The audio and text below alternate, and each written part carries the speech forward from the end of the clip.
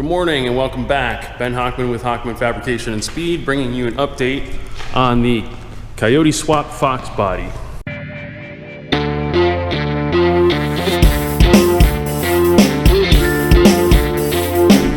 Things are coming along nicely. You may recall when we left off, we had just finished doing the passenger side turbo kit mock-up and fabrication, and as you can see, we have also completed the driver's side as promised where we left off.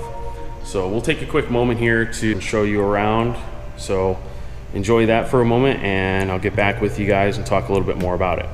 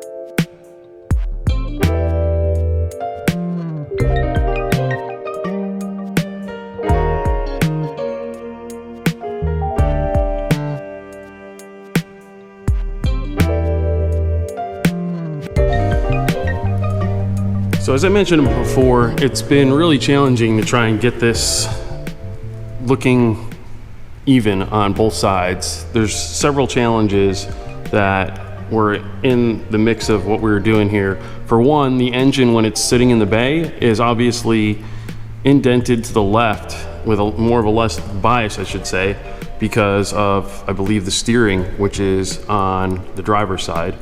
So naturally that changes the dynamics of the way that it sits in the engine bay. Also, we have several obstacles on the passenger side. Obviously, power steering pump right here. We had to make sure we had clearance for that. The K-member is an issue on both sides, and then obviously the frame rail. Most of the applications or any of the production manifolds that are made for this car, or I should say, not for this car, but for these type of swaps or turbo kits for the Coyote, typically have frame rail issues where they rub on the frame rail on the passenger side. Matter of fact, the fabricator that butchered this car before it came here took a section out of the frame rail and boxed it in order to try and accommodate the, for lack of a better term, crappy aftermarket manifold that was on the car originally. So we fixed that, got that running over here, and then to try and make it look even, I couldn't bring the manifold out as far as we did on the passenger side due to the fact that we have oil lines that need to run in and out here. We also have the alternator in the mix. So I had to keep the spread of the collector further back in, provide a little bit of an extension on the driver's side charge pipe. And overall, I think I did a pretty good job of getting it looking even, despite the fact that we had those obstacles in play. The manifold fits really nicely on both sides. I'm really pleased with how it came out on the driver's side, especially considering the obstacle of the steering. I got a lot more clearance than I thought I was going to be able to. The next thing that I'm going to actually build is the lower cooling line, because now that I've got this charge pipe built, you can see that the next obstacle is forcing me to get creative with how we run this line. I've got a plan in place and we're going to build that next, and I'll show you what that looks like. But that's kind of where we're at this point and where we're going to progress. We're going to do the cooling line first, and then I'm looking at doing the Wastegates next, and that'll lead us to doing the exhaust cutouts. We've got something special going on in this Fender here coming. He's decided that he wants to do some cutouts, but he also wants to run a full exhaust in the back.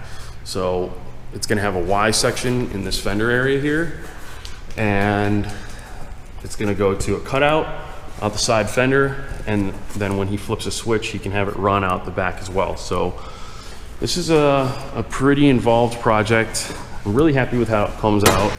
If this is the kind of thing that you guys like to see and the development behind it, definitely hit subscribe and like, and also be sure to share this video to all your friends.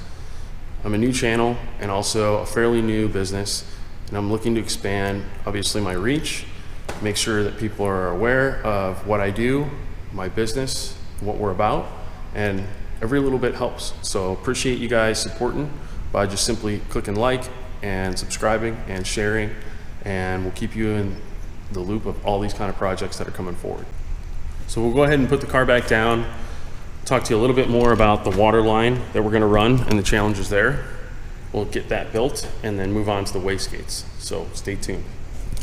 All right, I got the car back down, and as you can see, based on the space and also the routing of the turbo setup, this poses a little bit of a challenge on the water pipe. But I have a plan. As you can see, I've already got the fittings from Vibrant, and all I need to do is run this line very nice and neatly, kind of in this path, just around this charge pipe, and it's got plenty of clearance on the side. It's really hard to see here, but he's planning on having these things ceramic coated, which will help as well with the heat. I don't think we're gonna have any issues there, but that's what I'm gonna do next, and then we're gonna go ahead and look at running the wastegates. As far as wastegates go, we've got twin tile MVS wastegates, and looking forward to getting those installed in the car as well. So, like I said, stay tuned. We'll get this water line built and move forward on the project.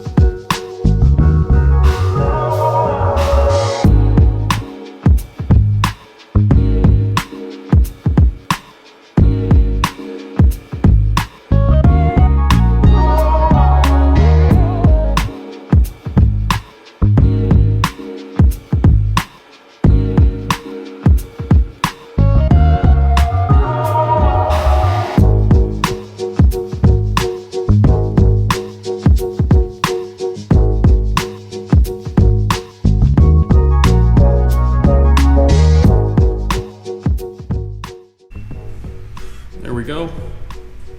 Lower radiator connection is all done.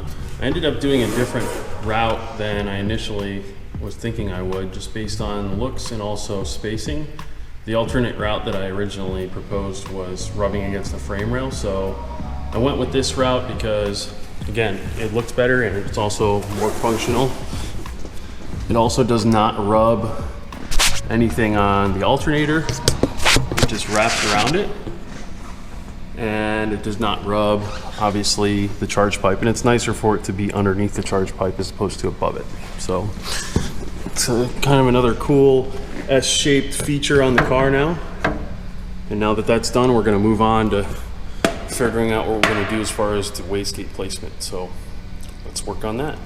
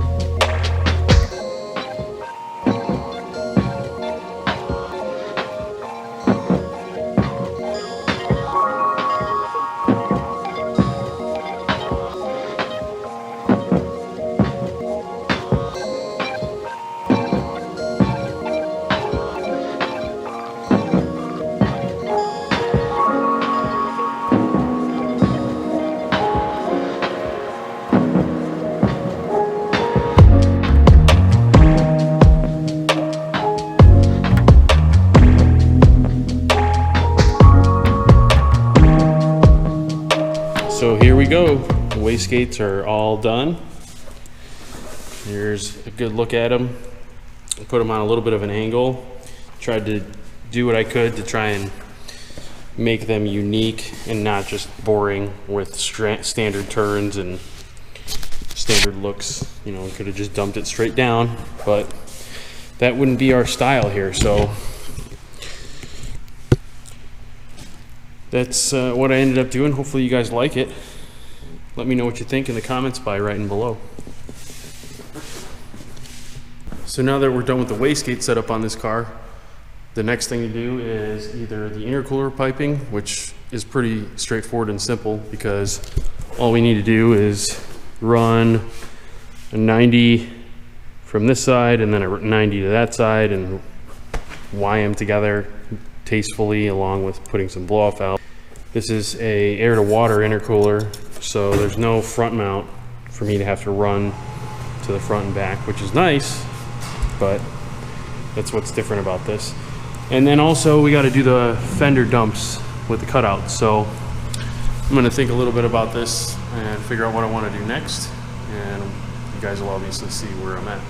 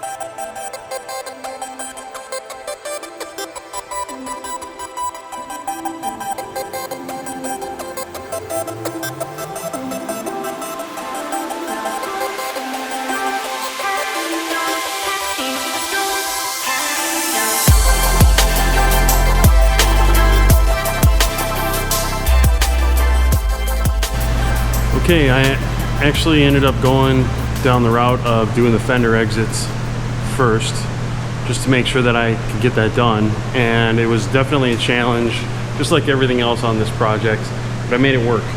So what we've got here is I made a Y pipe transition right here, and then it goes to that exhaust cutout that you can see. And the reason that we have the 3-bolt and not a V-band is just simply because we're using what he had on hand and what he wanted to use.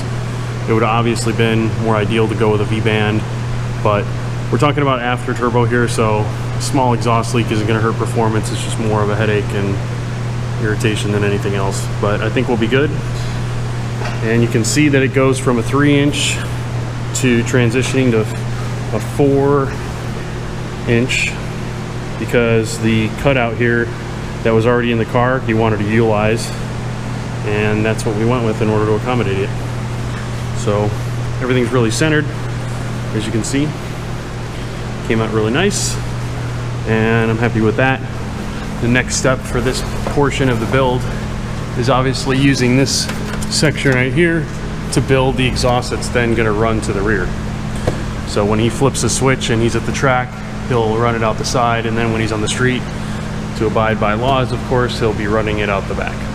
So that's what we are completing on this portion here. And while I'm under here, I may as well give you another look at the way that the wastegates were completed. I ended up putting them on a little bit of a backwards angle, and once we get the front clip back on, we will trim the ends of them, give them a little bit more style than just a flat straight cut. But we want to make sure they don't extend too long, which they currently do by design. I wanted to make sure I had something to work with once we do get the front clip on. But that's it for right now as far as what we're doing on the project. I think I'll go ahead and close that for today's video, and we'll move on to the intercooler piping next once I get the other side done, and that's where we'll pick up next time. So appreciate you guys joining me. Hopefully you guys liked what we did so far on the project. Love to hear your feedback, so comment below. If you haven't already subscribed, be sure to hit the subscribe button. If you did like this video, feel free to hit like and definitely share it as well. We'll talk to you guys soon. See you next time.